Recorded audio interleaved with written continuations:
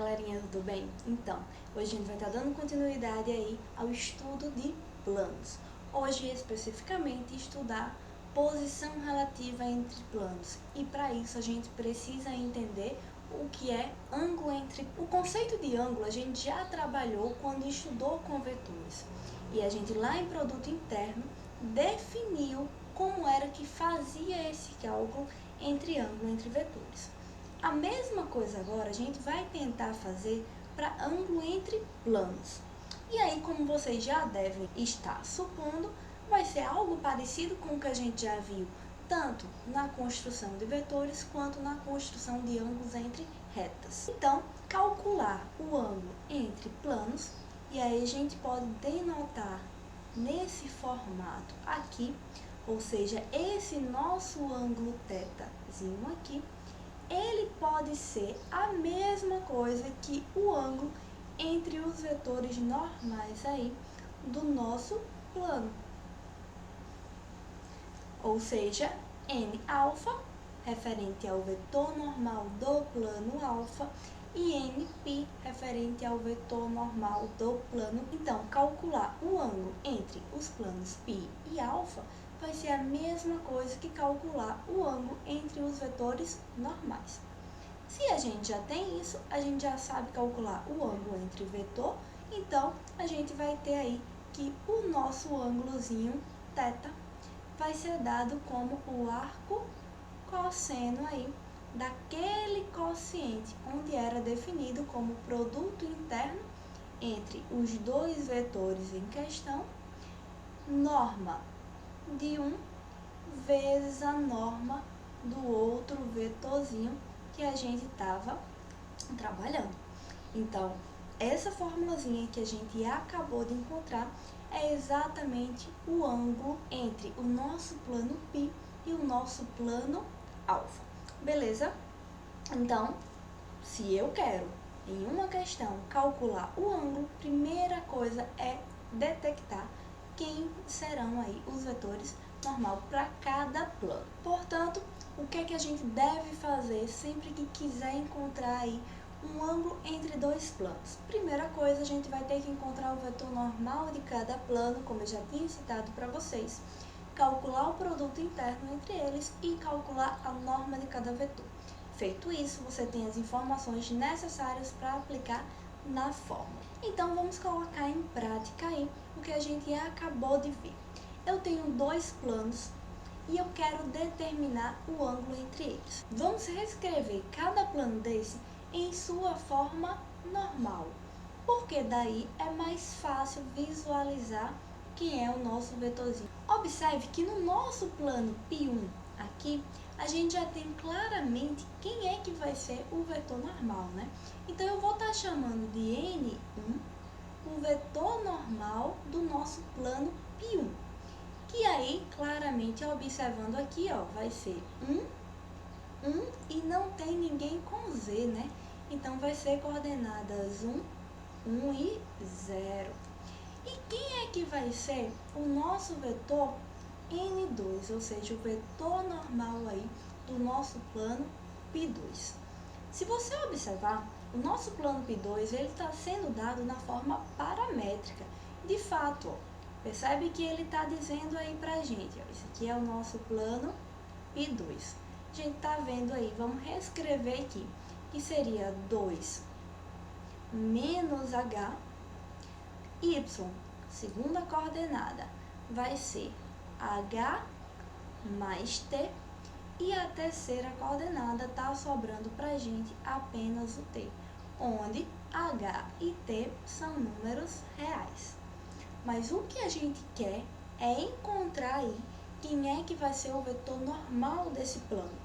Como a gente já antecipou na aula passada, para determinar esse vetor normal, que é um vetor que é ortogonal tanto a um vetor quanto ao outro, a gente tem que determinar antes dois vetores que estão nesse plano. Se você observar aqui, eu posso dizer que um vetorzinho U que está nesse plano é o carinha que está acompanhando o H, né? Então, seria menos 1 e 0, e um vetorzinho V, que vai ser as coordenadas aí que estão acompanhando o nosso t. Então, não tem t na primeira, portanto, 0. Tem t na segunda e tem um tzinho aí na última coordenada. Então, a gente determinou aí 2 vetores. Mas o que a gente quer é um novo vetor que seja ortogonal, tanto a U quanto a V. Então, a gente vai definir o nosso vetorzinho N2 exatamente como sendo o produto vetorial entre U e V.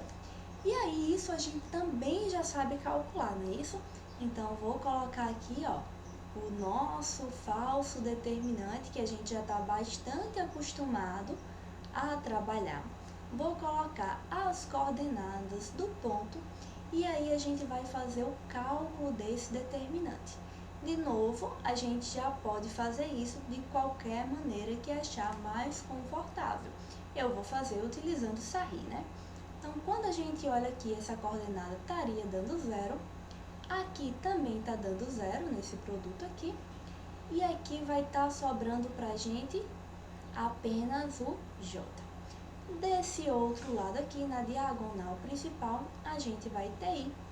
Aqui a gente vai ter 0. E aqui a gente vai ter menos K.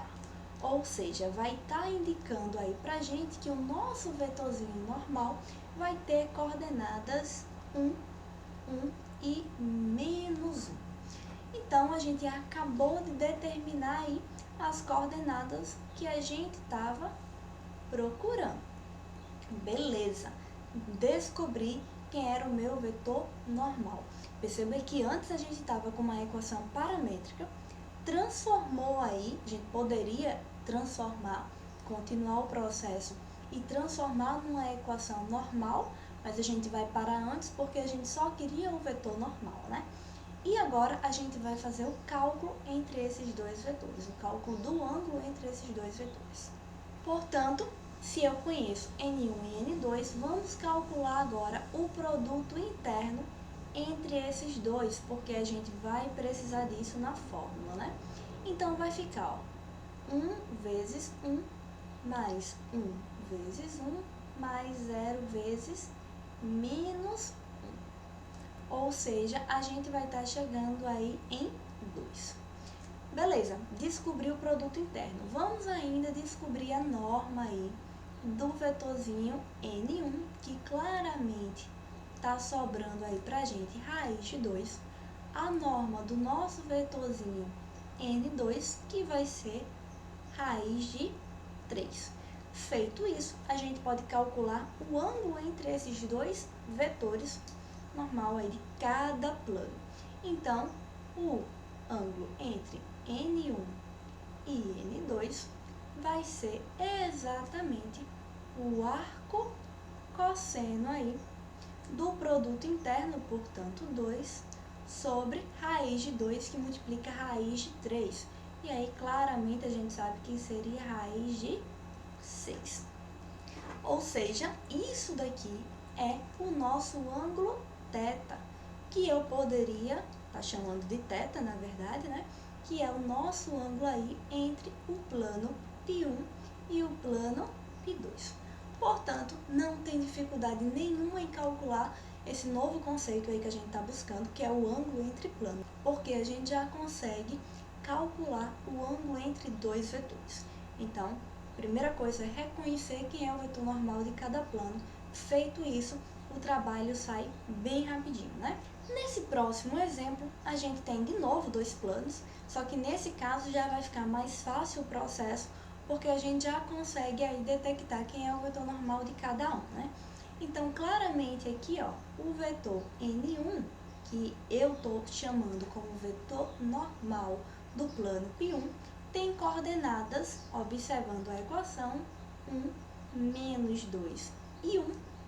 E o vetor N2 vai ter coordenadas aí 2, menos 1 e menos 1. Determinei isso. O que é que a gente precisa para aplicar a fórmula? O produto interno de cada um e depois a norma, né?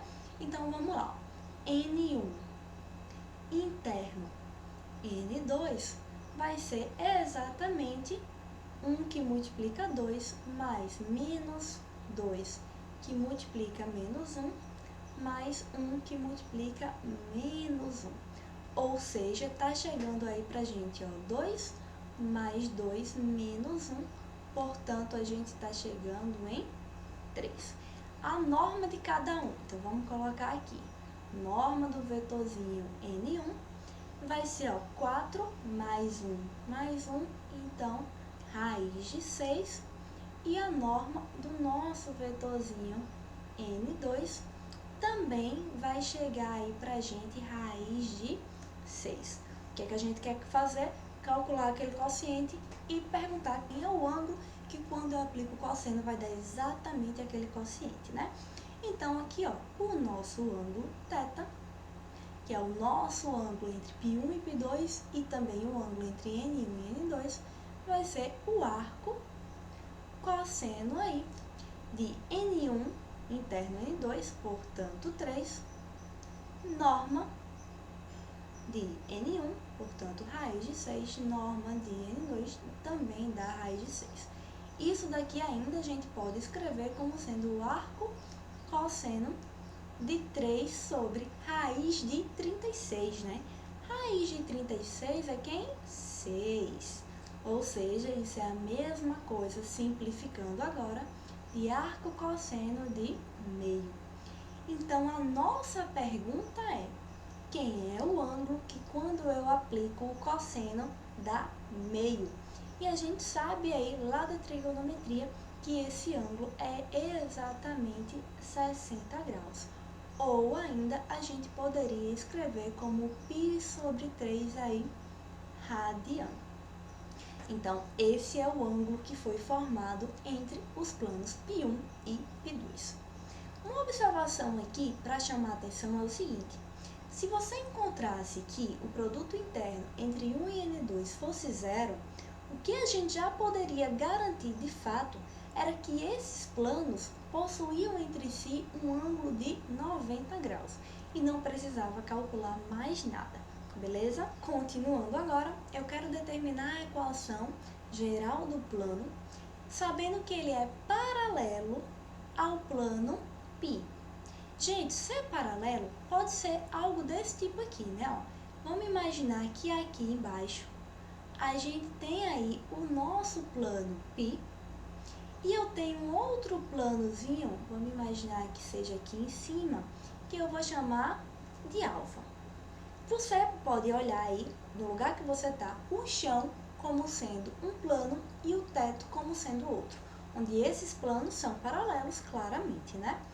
Esse plano π, ele tem um vetorzinho normal n, que está aqui, onde a gente já sabe que esse n é exatamente, olhando para a equação, coordenada 2, menos 3 e menos 1, olhando para a equação do plano π.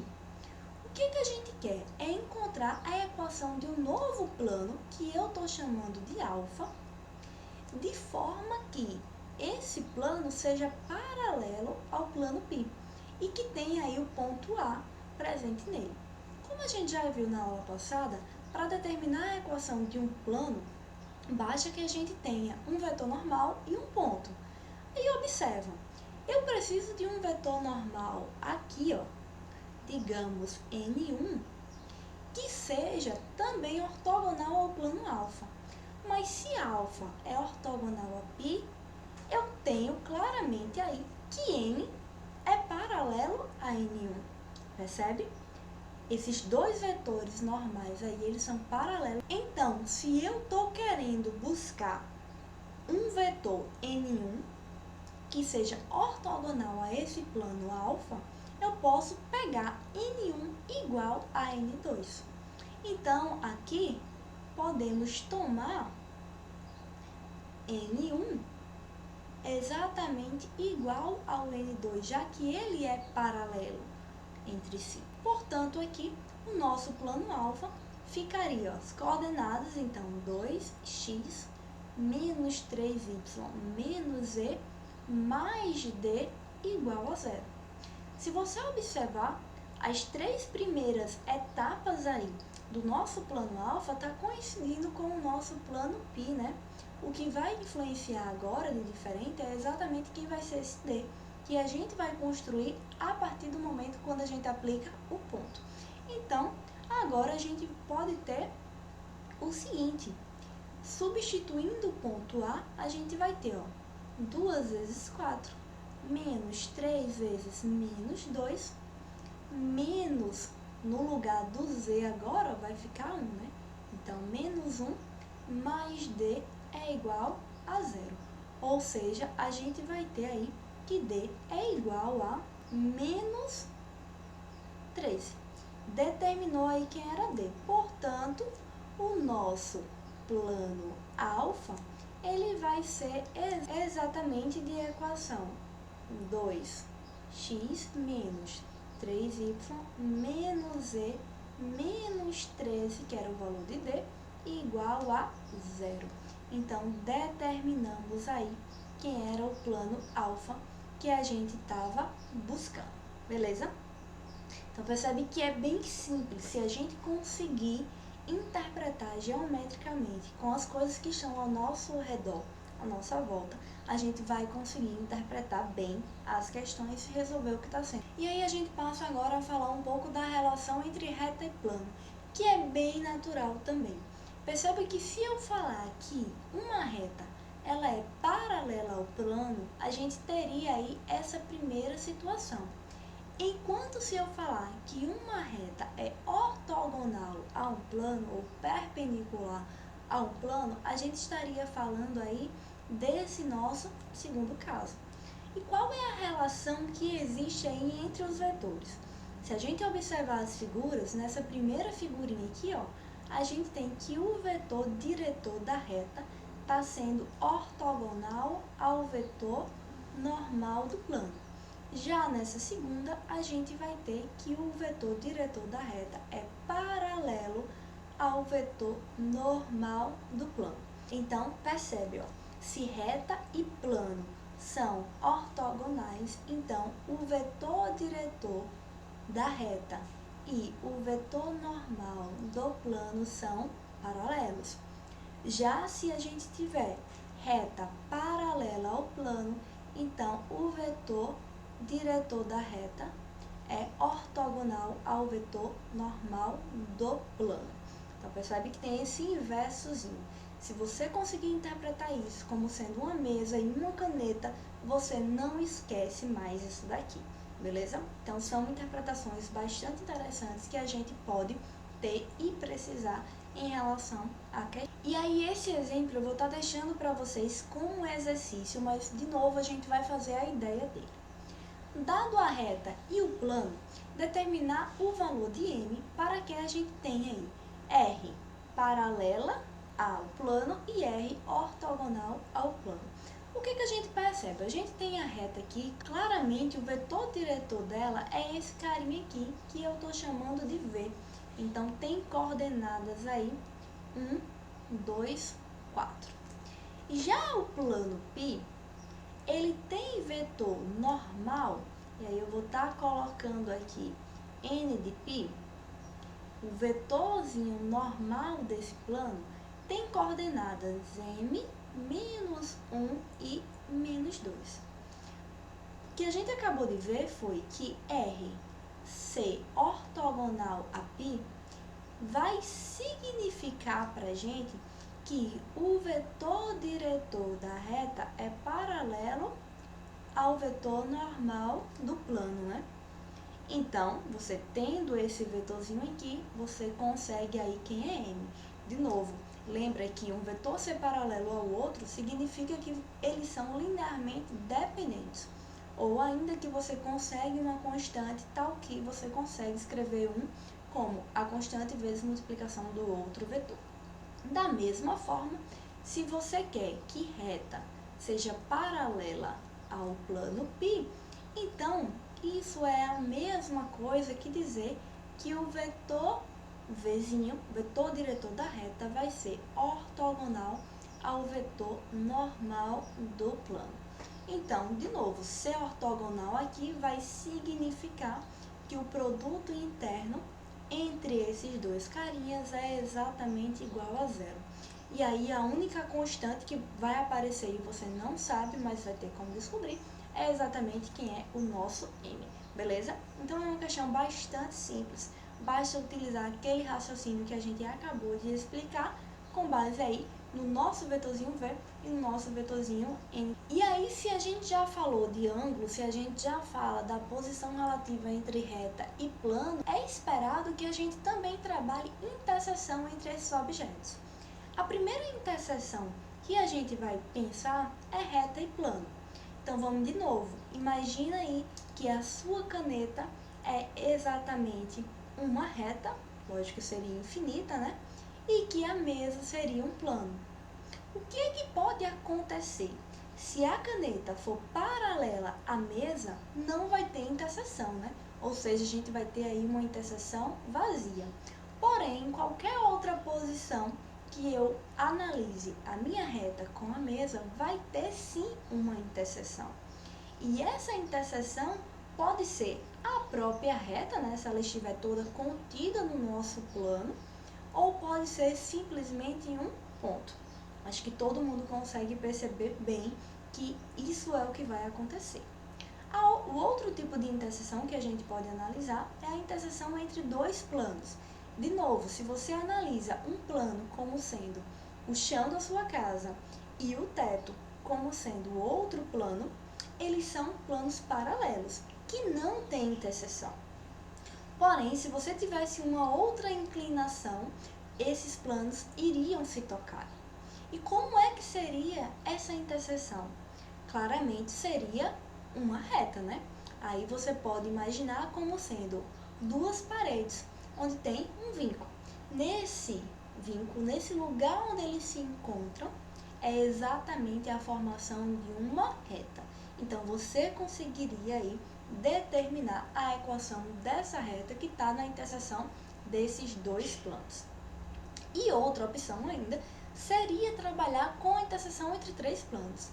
De novo, a gente pode acontecer aí de ser uma reta, de ser um ponto, de ser um outro plano. E aí, esse terceiro tópicozinho, depois eu vou colocar um material para que vocês estudem melhor a respeito disso. Mas a ideia é sempre a mesma.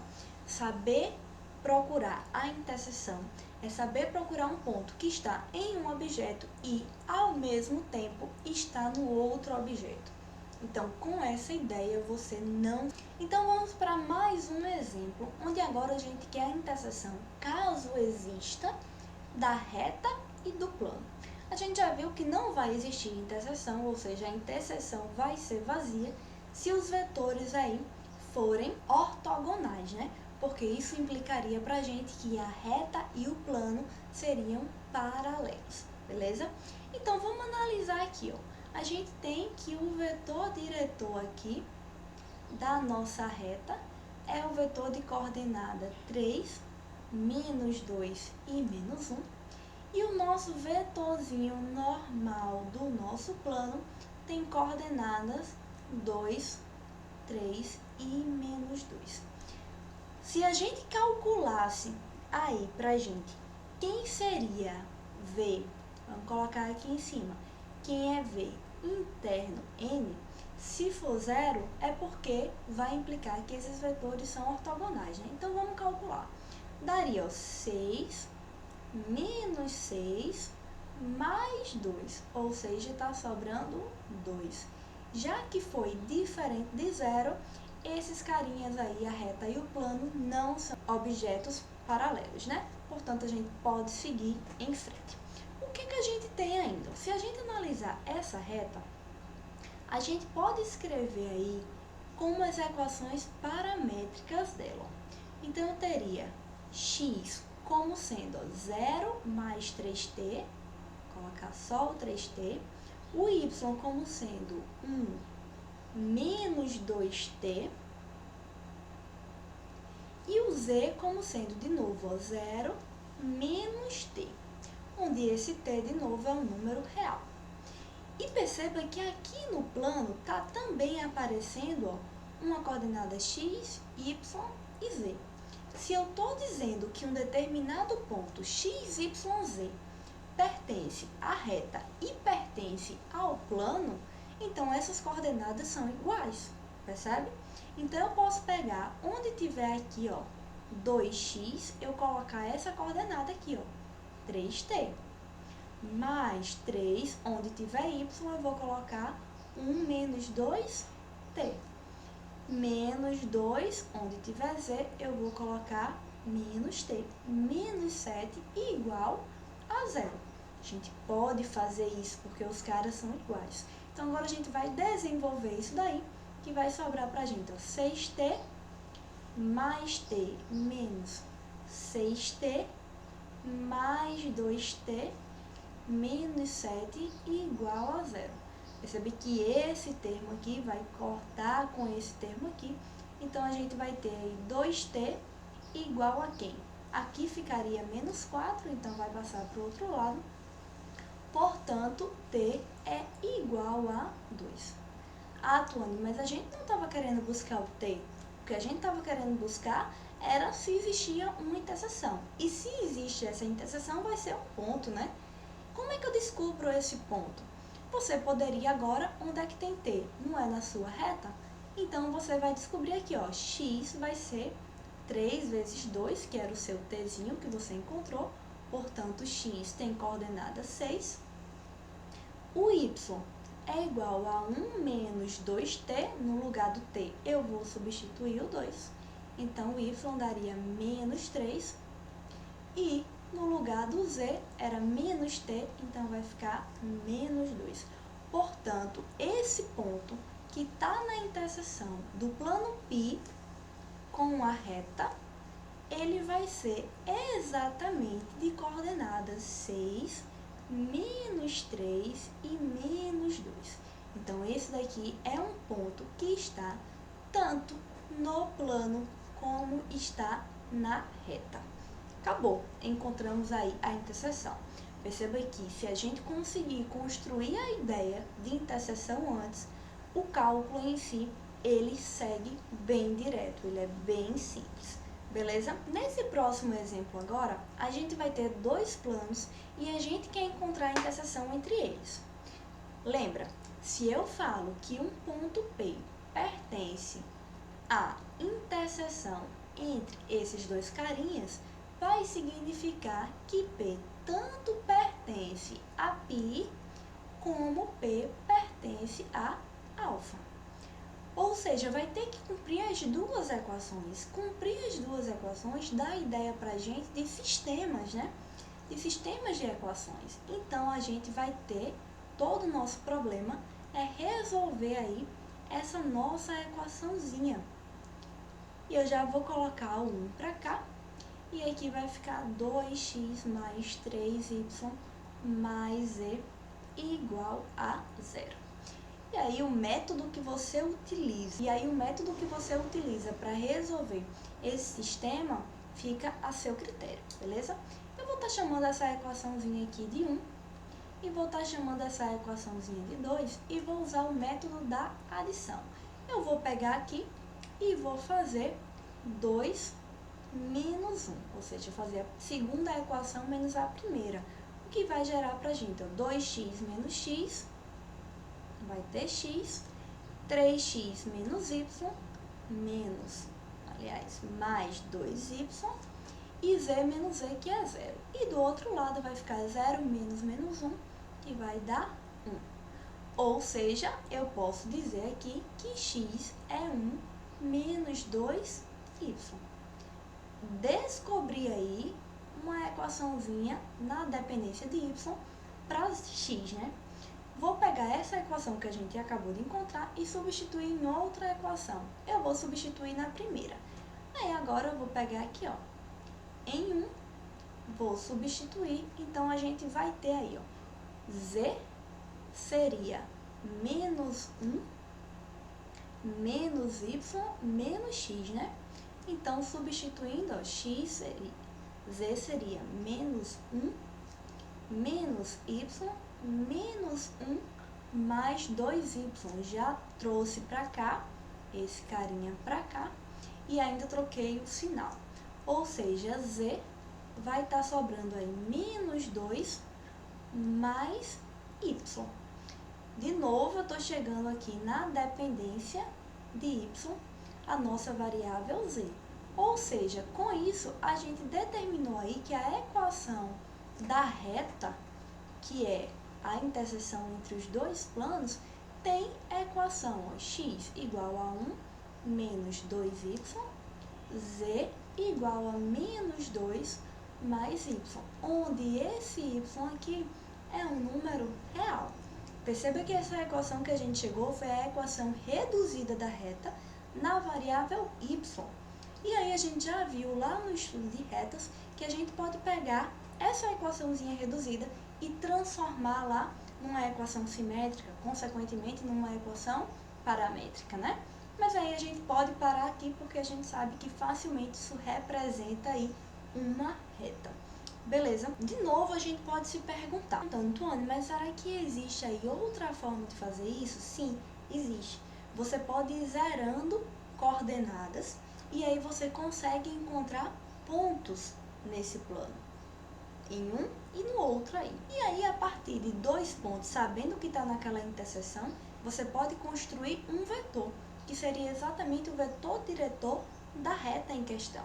Se você tem 2 pontos e um vetor diretor, a equação da reta sai direto. Então, tentem fazer essa mesma questão utilizando esse outro método, zerando variáveis e encontrando pontos que estejam nessa interseção.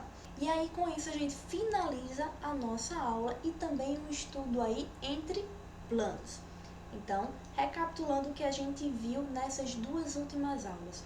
A gente estudou as equações do plano, a gente estudou ângulo entre planos, consequentemente a posição relativa entre planos e também como encontrar aí a interseção entre reta e plano, plano e plano, e ainda citei para vocês um pouco sobre a interseção entre 3 planos.